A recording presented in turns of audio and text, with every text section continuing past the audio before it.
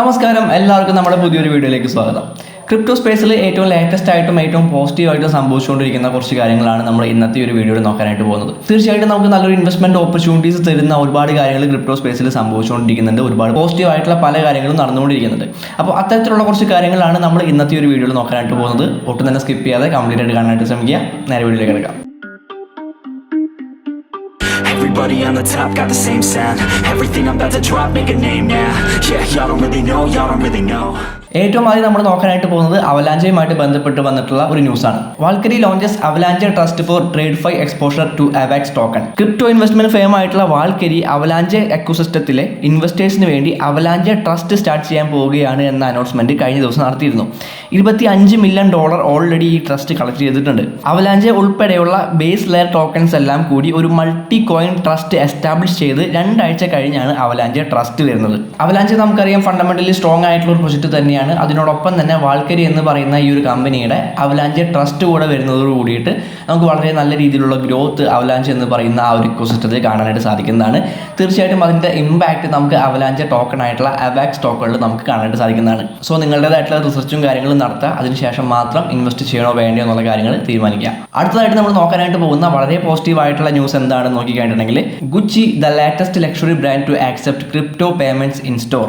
Italian fashion brand ആയിട്ടുള്ള Gucci ഈ മാസം അവസാനത്തോടെ യുണൈറ്റഡ് സ്റ്റേറ്റ്സിലെ അവരുടെ 5 സ്റ്റോറുകളിൽ ക്രിപ്റ്റോ കറൻസി പേയ്മെന്റ്സ് സ്വീകരിക്കും എന്ന് അനൗൺസ് ചെയ്തിരിക്കുകയാണ്.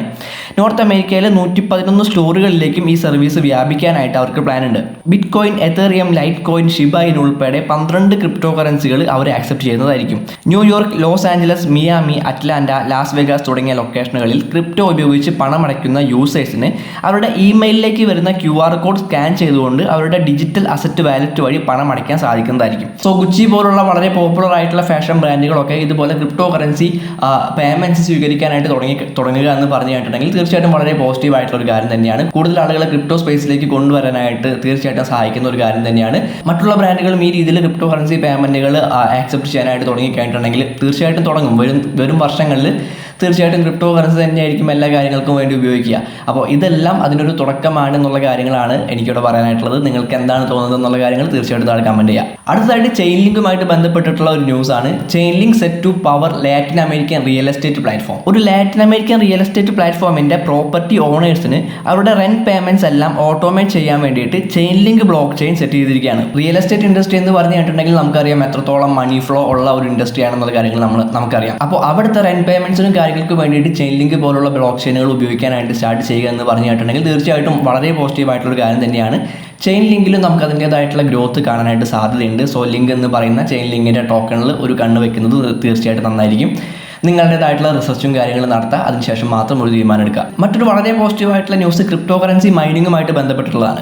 Uzbekistan legalises crypto mining but only if powered by solar energy. Uzbekistan cryptocurrency mining നിയമവിധേയമാക്കുകയും ടാക്സ് ഫ്രീ ആക്കുകയും ചെയ്തിരിക്കുകയാണ്. ഒറ്റ കണ്ടീഷൻ മാത്രമേ അവർ പറയുന്നുള്ളൂ. ക്രിപ്റ്റോ കറൻസി മൈൻ ചെയ്യുന്ന കമ്പനികൾ അവരുടെ സ്വന്തം സോളാർ എനർജി ഉപയോഗിച്ച് വേണം ക്രിപ്റ്റോ കറൻസി മൈനിങ് നടത്തുവാൻ വേണ്ടിയിട്ട്. ഇത്തരം കമ്പനികൾക്ക് ഇൻകം ടാക്സ് കൊടുക്കേണ്ട ആവശ്യവും വരുന്നില്ല. വളരെ പോസിറ്റീവ് ആയിട്ടുള്ള ഒരു കാര്യമായിട്ടാണ് എനിക്ക് തോന്നുന്നത്. കാരണം ക്രിപ്റ്റോ കറൻസി മൈനിങ് എല്ലാം ബാൻ ചെയ്യാനായിട്ട് പല രാജ്യങ്ങളും തീരുമാനിക്കുന്നത് അത് ഒരുപാട് പവർ കൺസംഷൻ ഉണ്ടോ എന്നുള്ളത് കൊണ്ടാണ്. ഒരുപാട് എനർജി അതിന് ആവശ്യമായിട്ട് വരുന്നുണ്ട് എന്നുള്ളത് കൊണ്ടാണ്.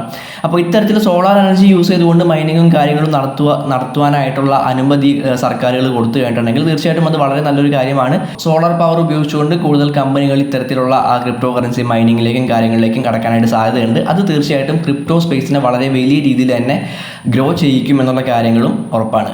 സോ തീർച്ചയായിട്ടും വളരെ പോസിറ്റീവ് ആയിട്ടുള്ള വളരെ നല്ല ഒരു ന്യൂസ് തന്നെയാണ് ഉസ്ബെക്കിസ്ഥാനിൽ നിന്ന് നമുക്ക് കാണാനായിട്ട് പറ്റുന്നത്. ഇനി ക്രിപ്റ്റോ അഡോപ്ഷനുമായിട്ട് ബന്ധപ്പെട്ടിട്ട് കാലിഫോർണിയയിൽ നിന്നുള്ള ഒരു വാർത്തയാണ്. California governor announces legal framework four crypto adoption. California governor അവരുടെ ക്രിപ്റ്റോ അഡോപ്ഷന് വേണ്ട റോഡ് മാപ്പ് തയ്യാറാക്കി ഒരു എക്സിക്യൂട്ടീവ് ഓർഡർ പുറപ്പെടുവിച്ചിരിക്കുകയാണ്. ഈ ഒരു ഉത്തരവോടുകൂടെ യുണൈറ്റഡ് സ്റ്റേറ്റ്സിന്റെ ലാർജസ്റ്റ് ഇക്കണോമി ഡിജിറ്റൽ അസറ്റുകളുടെ ഉപയോഗങ്ങളും ഉൾക്കൊള്ളുന്ന രീതിയിലുള്ള ഒരു റെഗുലേറ്ററി ഫ്രെയിംവർക്ക് തയ്യാറാക്കാനായിട്ട് തുടങ്ങും. ഗവർണർ ആയിട്ടുള്ള ഗവിൻ ന്യൂസോം ഇൻവെസ്റ്റേഴ്സിന്റെ താല്പര്യങ്ങൾക്കൊപ്പം തന്നെ തന്നെ ക്രിപ്റ്റോ മേഖലയുടെ ഒരു ഡെവലപ്മെന്റും അദ്ദേഹം ലക്ഷ്യം വെക്കുന്നുണ്ട്.